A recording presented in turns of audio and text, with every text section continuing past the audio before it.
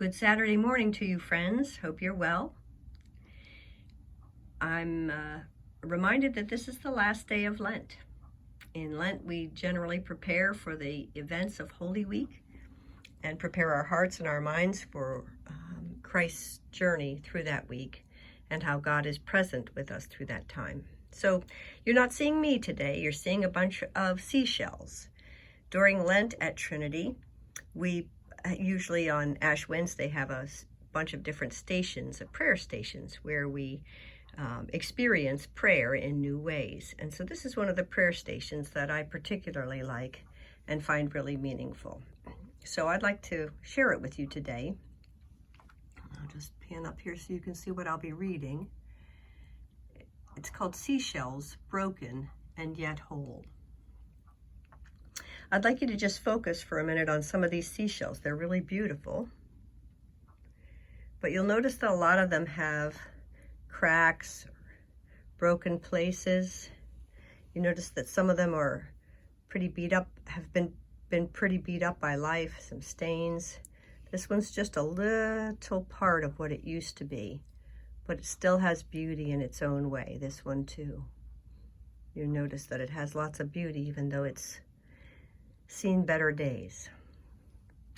But we believe that God is present with us in all of life's circumstances. So as you look at these seashells, I'd like you to just think for a minute about your own life, about how at times life beats us all up, but there's still beauty and meaning in our lives. And I'll share with you this little prayer station about seashells, broken and yet whole. Some of the shells here are completely intact. Some have a broken spot or a hole. Imagine the life that once inhabited this shell. The shell protected a vulnerable creature from predators. In the course of its lifetime, there were peaceful days and star-filled nights. But something happened to the shell in the process of living. The shell was pounded and broken in places by waves that provided sustenance. It was tossed about on rough seas. Slowly the shell was polished, and a different kind of beauty emerged in the process. It took life's challenges to bring out its new beauty. God has provided the means for us to survive storms of this life. We too are nurtured and pounded by life, and we may be worn out or cracked. But the shell is our faith in Jesus Christ, which protects and guides us.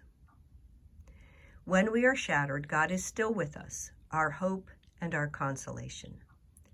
As with these shells, we too will be sustained, even if we are broken in places.